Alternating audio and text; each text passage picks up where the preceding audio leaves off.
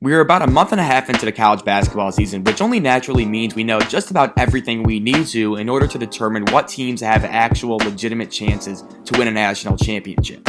Okay, well, maybe not everything, but still, there's enough information to make, at worst, an educated guess. Now let me reintroduce you to the Magic 8. The Magic 8 started back in 2000 when a Sports Illustrated columnist named Grant Wall decided to pick 8 teams he thought could win a national championship in college basketball. Before we get into my Magic 8 though, there are some rules that have to be established. First off, you gotta pick 8 teams. That's pretty straightforward.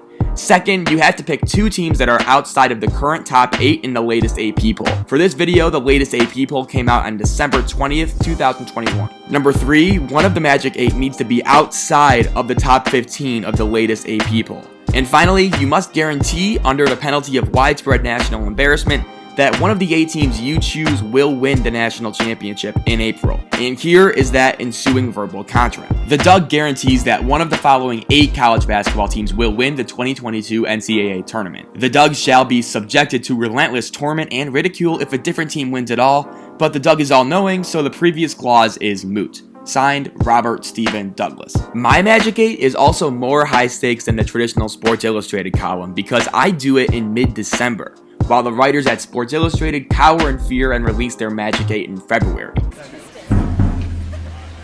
I also like to live dangerously. If you were with me last year, you would know that while I did have some misses, I did end up having Baylor in my Magic 8 and thus saving myself from said widespread national embarrassment. So without further ado, here is the 2022 Magic 8.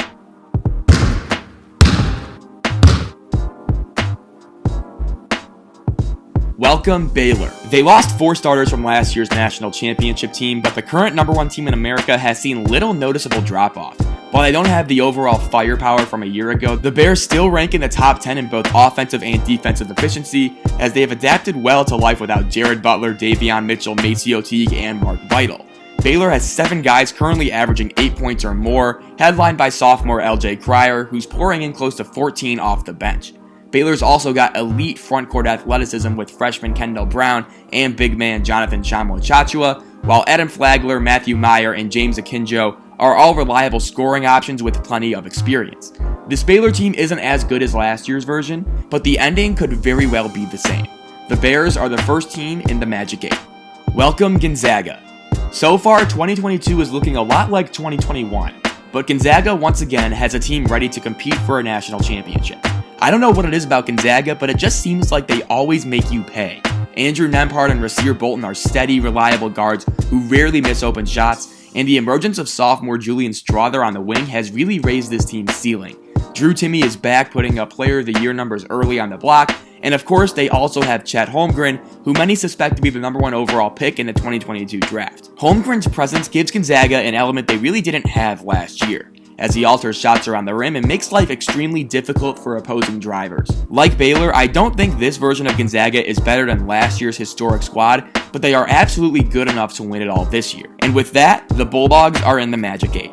Welcome, Purdue. If you were one of the 60,000 who saw my video on Purdue's strange situation, thanks for that by the way, then you should know all about how Travion Williams and Zach Edey are basically splitting minutes at the center position, and that to this point, it's working really well. Lost in this though is Jaden Ivey. If it were up to me personally, Jaden Ivey would be the first overall pick in the 2022 NBA draft. His speed in the open floor, his vertical athleticism, his passing, and improved shooting have really solidified his status as a lottery pick and is one of the best guards in college basketball.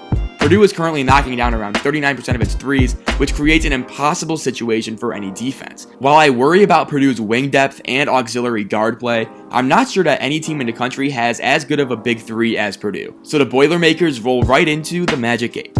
Welcome, Auburn. What stands out immediately about Auburn is how exciting their games tend to be. Whether it's a tough road test against St. Louis or a double overtime thriller in the Bahamas, the Tigers seem to be appointment viewing. Looking at their personnel, it's easy to see why. Auburn's frontcourt tandem of Jabari Smith and Walker Kessler has been phenomenal thus far. Smith is a smooth 6'10 forward with a great perimeter shot and ball skills, while Kessler has proven to be a stout rim-protecting force, swatting away 3.5 shots a game and anchoring what is currently a top 10 defense. Auburn's guard play is also underrated, with KD Johnson and Wendell Green both averaging double figures in points and spurring an explosive Tiger offense. The crazy thing though is that Auburn is currently 11-1 without their best returning player. Allen Flanigan just made his debut against Murray State the other night, and with him back, all of a sudden the Tigers are even more dangerous, and that upside puts them in the Magic 8. Welcome, Texas? Fulfilling the one team outside the top 15 requirement are the Texas Longhorns.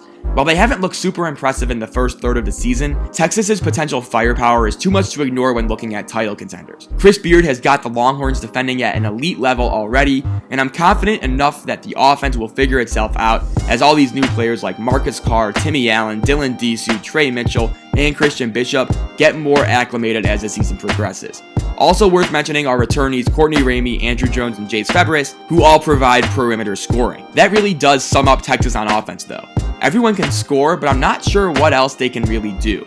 Overall though, I'm taking the demonstrated defensive ability and the raw offensive talent for my Magic 8. Welcome, Duke! The Blue Devils absolutely have the athleticism and length to carry themselves to a national championship. The emergence of Wendell Moore as an offensive engine raises this team's ceiling, and having freshman phenom Paolo Banchero as a guy who can score at all three levels doesn't hurt either. I trust Mark Williams as a rim protector, and overall I think this defense has a chance to be a lot better than the current numbers suggest. Trevor Keels and Jeremy Roach need to establish themselves as consistent perimeter scorers, and the potential emergence of freshman AJ Griffin would give this team a whole different gear. But right now, this version of Duke is still good enough to win a national championship, which gets them in the Magic 8.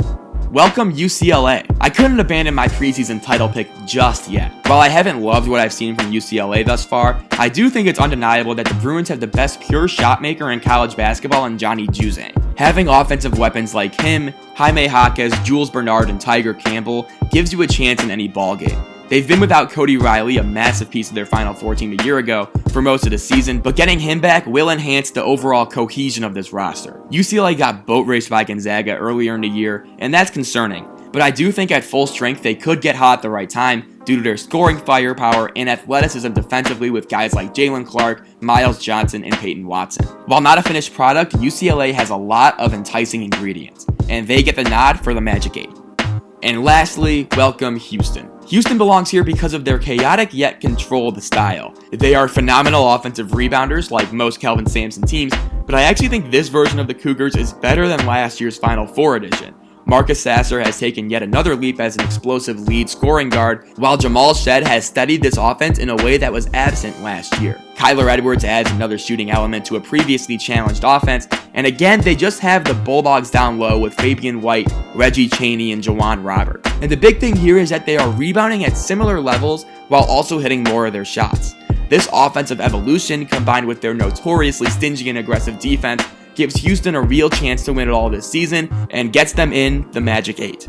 So to recap, here is the official 2022 Magic 8. Baylor, Gonzaga, Purdue, Auburn, Texas, Duke, UCLA, and Houston. And I, Robert Stephen Douglas, can guarantee that one of these 8 teams will win the national championship this April. And if they don't, you could subject me to all the torment, ridicule, and embarrassment that I would rightfully deserve. I'm sure there won't be any thoughts or disagreements concerning this video, but if there are, feel free to leave them in the comments. And as always, thanks for watching.